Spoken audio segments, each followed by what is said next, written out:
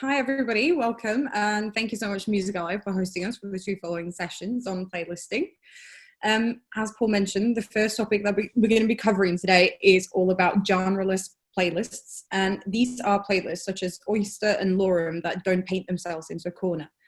They open up for a wide variety of genres, which really reflect the way that many fans consume music on streaming services today. So I just want to introduce our three amazing panelists from Spotify that first off will give a brief introduction and give kind of an overview of genreless playlists. And then we will follow up with some questions. And as Paul mentioned, please put questions in the Q&A function and then we'll try to answer as many as we can afterwards. So our three lovely panelists. First off, we have Iman Hazheer, who's a senior editor for Spotify in Sweden. He's responsible for curating playlists such as Oyster, 100 and its hits. And he's previously been at Nike and Sveriges Radio, or Sweden's radio. Next up, we've got Sophia Ulofson. She's also a senior editor at Spotify and a studio manager. She's been there for over 7 years and focuses on developing playlist development and creating and exploring venues for artist storytelling. And last but not least, Lizzy, who will also be joining us for the next session.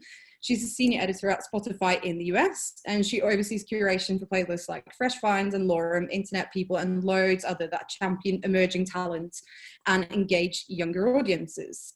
So without further ado, please start your presentation. Thank you so much, Henriette. Let's get going. Hi, everyone. Okay. Genreless playlists. Oops, hold on. There we go. Yeah, so I can start a bit. And as Henriette mentioned, I've been at Spotify for 7 years. I actually started when the editorial playlist feature was launched on Spotify in 2013. And ever since back then, we've been analyzing listening behaviors among our users. So from the get-go, we had playlists that focused on genre and both like discovery and catalog in genre. And we also identified a need to curate for moods and moments lists. So moods and moments, you know, our playlist for dinner or workout or party, that was really a reaction to how we view that people listen to music. And a few years into this playlist curation world, we realized that, okay, now we have these two very distinct ways of listening, but not all artists or creators or even the audience listen or create like that. We realized there was a gap where we needed to curate for culture rather than genres. And we would say that genres is still super important, of course, but genres are expanding and artists are experimenting with them. And a big the consequence or reason that this happened, we believe, is the digital transition, that people actually have access to all kinds of music now. Both Lizzy, Iman, and myself are very much like when we were kids. Buying a CD was a super conscious choice, like because you chose what you spent your money on. Boxing yourself into one genre had a purpose because like you only had that one allowance, so you didn't want to risk it on anything that you might not end up liking. But with having access to everything through the digital transition and Spotify and things like that, suddenly it's no risk at all to experiment and try new things and explore. And we believe that that is a big reason why genres are expanding and people are listening based on culture rather than just identifying with one type of genre space.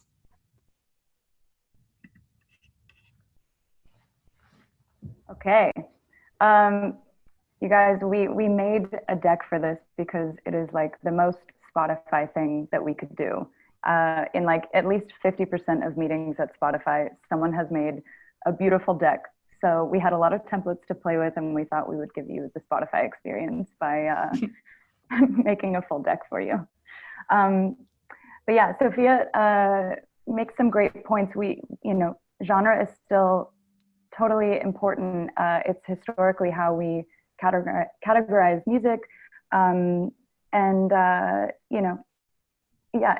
but we've realized today, that the way people listen is more community based. So, if you take things like Pollen, Oyster, Lorem, these are listening communities that we've seen, on Spotify, off Spotify, on social media, that really think they, share a lot in common with the artists that we are, putting in these playlists. So, it's driven by culture and it's driven by these communities, and this is a place where these communities can really see themselves on Spotify. And that's something that we felt like we were missing. So we're experimenting with.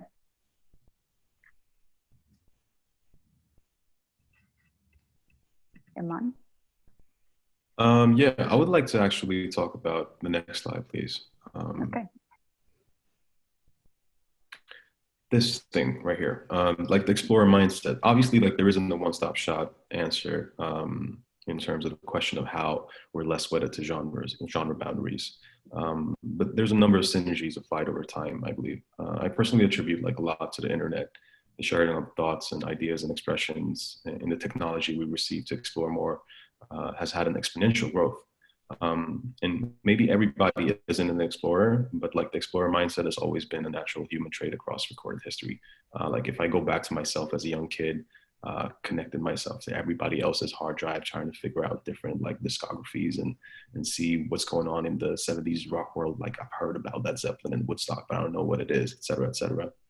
And you could grasp like the history of sounds, eras, and cultural expressions, which you weren't like able to take a dive into basically and take a look at.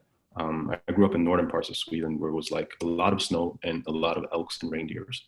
But being an immigrant kid, my parents always had satellite dishes. So we were the only ones to basically be able to watch MTV and experience new ways of art and deciphering what's going on in new cultures around the world compared to my friends and my peers.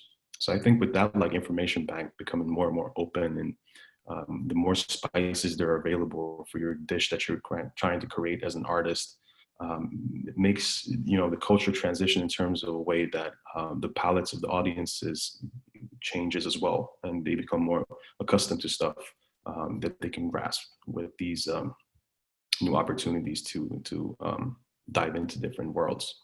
So what we're trying to do, me, Sophia, and Lizzy, is basically be the waiters of trying to contextualize and present these beautiful dishes that the creators do and make as chefs in the best way possible for the audiences to enjoy. So basically, the more spices to create with for the artists and the creators, the more spices to try out. The more spices to try out becomes a creative feedback loop, and it's becoming like a less rigid structure around it. So if culture is moving that fast and moving at that rate, we need to move with it, I would say. So the next slide, please.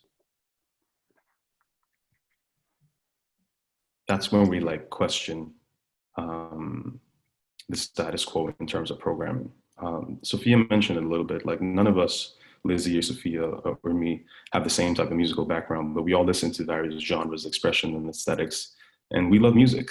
And we might be the music loving minority that likes to explore more than many other audiences, but that minority that loves music will never become a majority if we don't question the current way of doing things. I would say, like, Sophia, you mentioned the fact that Moods and Moment playlists were a reaction to the fact that maybe an avid synth pop fan might not always want to listen to Depeche Mode while cooking dinner for the family.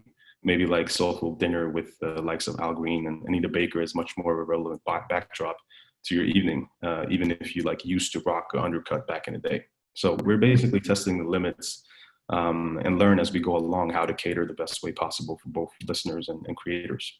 And with that being said, the curation is of essence in this case. If you want to make sure that Explorer has a pleasant sonical experience, the one key factor is trust. Next slide, please. So, and that's what we're trying to establish right here, trust over time. So if you suddenly like get a new spice in your dish, you're more inclined to try it regardless of what you consider yourself liking beforehand, because your trust to the establishment is regardless of what they put in front of you. i.e. the trusted curation, which leads us to our established playlist brands around the world. You can take it over, guys. Yeah, and you know, to start with, and we can kind of look through these. I mean, you know, hopefully you guys are somewhat familiar with these playlists, but at the end of the day, or I guess at the beginning of the day, they're just a name, you know, slapped on a list of songs. So at its very core, that's what it is. And we hoped that, you know, with design and the right mix of artists and just being able to speak to, you know, these avid music fans, that it would become something more. But, you know, it really started as an experiment with exactly that. So, you know, now we've got, we can go back. We've got Pollen, amazing playlist, you know, probably one of the first, if not the first experiment into this. Lorem, which, you know, has, I think, a very distinct audience, and, you know, maybe shares some similar qualities as Pollen, but, you know, we're really targeting like a different type of person here. And then Oyster is the answer in the Nordics. Exactly, because that's like Pollen and Lorem were launched before Oyster, and we've had great help from you guys on like building this world for the Nordics, because our region has a really strong alternative legacy with the likes of, you know, Björk and The Knife, Lykkeli, that has really been pioneers in this world that we're working with in this playlist.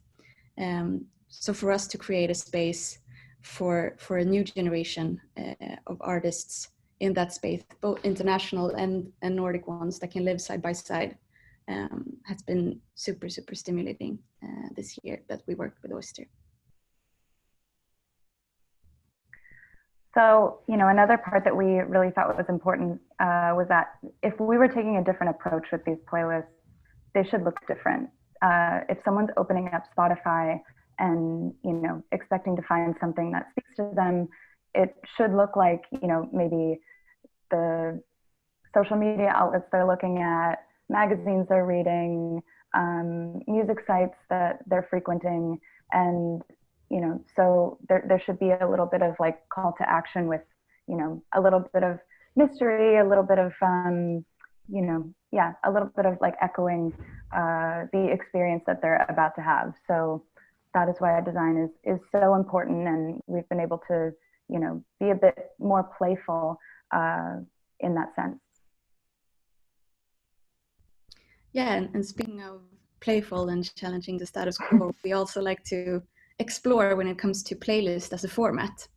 And one of the ways that we do that is that both Pollen and Oyster has attached studio programs where we invite artists to our studios at the Spotify office to record tracks. It could be covers or original tracks or collabs that we release within this space and in a specific studio program attached to the playlists.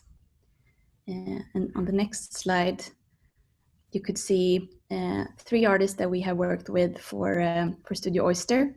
Lil Halima is out on Friday. Shameless plugging from my end, but it's a really great song. And as you can see, these are the visual assets from the 3 different releases and marketing campaign, and they are super different because we want the artist to really be the backbone of our studio programs that we work with in Studio Oyster. So rather than us fitting them into like our visual format, we take them into the Oyster world and have them sort of shape it the way that they express themselves. Yes. And this is also we do visual content in video form as well, where we shape it almost as little mini music videos, and we included one here to really show you how much of the artist identity we use when we create these videos. Let's see if it works. Yeah. Oh, there's no sound. This always happens no matter how much you rehearse when you're supposed to show video in. But this is also on YouTube, so you can find it if you search for Sassy 009, who is a super cool electronic artist from Norway. I really encourage you both to listen to her music and to watch this video material. Yeah, maybe we can send a link in the chat. Yeah. I think, you know, one thing that I don't know if we've explicitly mentioned throughout this, but you know, in that this is a playlist format, and we're, you know, now experimenting with going beyond, you know, how can we contextualize further? How can we give artists a bit, you know, more room to express themselves, or, you know, show a little bit of who they are? How can users, you know, gain trust in this? It's the reason, you know, we're inspired by these artists, and where it really works is when we let these artists speak on behalf of, you know, these brands, I guess is what they really are, is these Spotify brands. They are artist-led. They're for artists to express themselves, you know, and in describing them, you know, these names, Lorem, Pollen, Oyster, the artists, you know, are the ones that are really defining what these, quote, genres are, genreless, whatever our communities are. And these fan bases love that because they feel, you know, a relation to those artists. And, you know, the more that we can introduce similar artists, new artists, artists with these, you know, kind of forward thinking, whatever the case is for each of these playlists, the better. And, you know, really try our best through our platform to connect them. Because at its, you know, at its core, Iman, Sophia, and I are just music fans, and we're watching and trying to, you know, kind of analyze and contextualize however we can. But the more that we can let the artists speak on our behalf, the better. Yeah, and really going from being not only the place where they can upload their music, but also be like a creative partner, and in the studio, for example, be an enabler of creativity and visions that they can realize in our studio.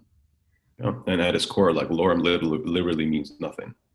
Yeah. The word, no. And like pollen is attached, or like very much when you talk about it, you think about allergies, and oyster is just a mollusk. You know what I'm saying, like, yeah.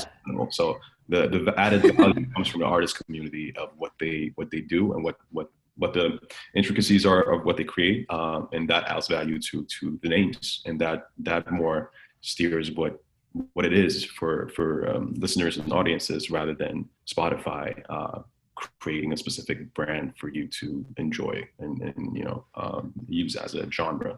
It's more artist-led and community-led, rather than being led from us, and we're just happy observers trying to contextualize for the audiences.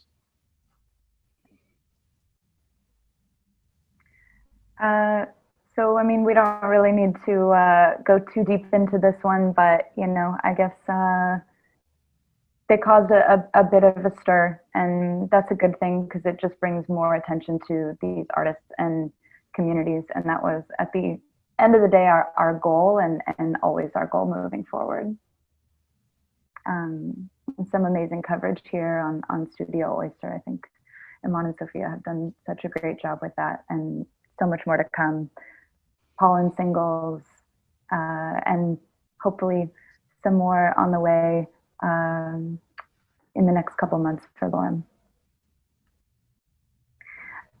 We included this because this is a fun part. It's definitely one of the most fun parts of my day, to kind of check in and see what fans are saying and how people are interpreting what we do, you know, whether it's Lorem or something like the hyperpop community or the internet people community, Pollen, Oyster, just how people are interpreting them, and you know, seeing a connection to each other through these playlists. I think there was one, this one right here. I don't know if you can see in the kind of bottom right hand corner is my favorite tweet.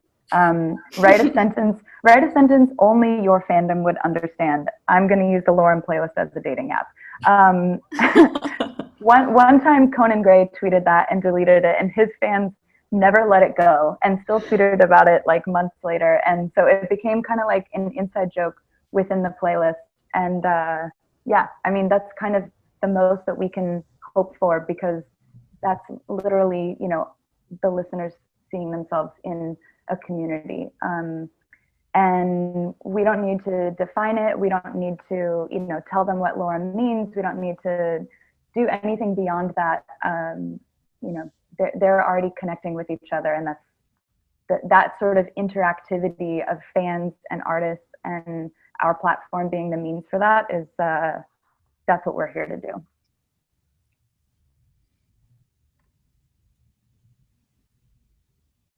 All right, Claire was going to take us into some conclusions before Q&A. So number one, listening and artist communities. I think we've completely gone over that and how important that is. Genres are still absolutely important. They are the inspiration. They are the historical categorization of our music, and you know, there's still listening experiences to be had, listening to a genre playlist, searching for a certain genre, creating for a certain genre, you know, listening within a different mood, whether it's dinner or a workout or whatever, and we can get into all the intricacies in there. But these specific, you know, genreless playlists, community-based playlists, are really our answer, our experimentation with connecting a listening and artist community. Number two, how you can get involved is we religiously go through our submissions in our Spotify submission form on Spotify for Artists. So if you do not have Spotify for Artists, tap into that as soon as you can, because you can look at your data, you can understand your audience, you can understand where they're coming from, how they're interacting with you, and most importantly for the playlist system, you can submit your music for playlists. And number three, you know, again, these playlists, they're a beginning to this concept, and they are specifically made to evolve with the users, our listeners, and artists. So, you know, within those communities, within these, you know, new sounds, new experimentations, you know, we're here for the ride, and we want to be able to support what's going on off platform, on platform, in the best way we can. Bam.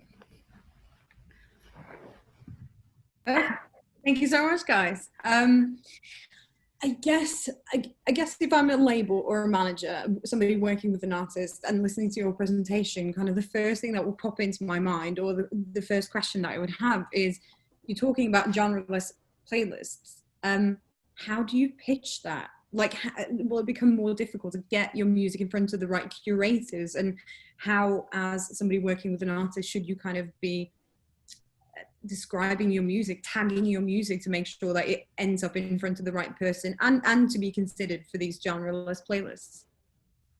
I think that's a great question. You know, in our submission process, you're able to apply, like, I think 5 different, you know, genre and subtype genres to your submission.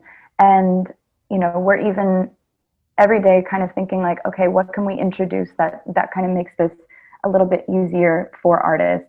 I think we've got meme rap in the works, hyperpop in the works, you know, things like that, just to kind of reflect, you know, what's going on, new genres. But I think also, maybe not a misconception, but, you know, these are a mix of genres too.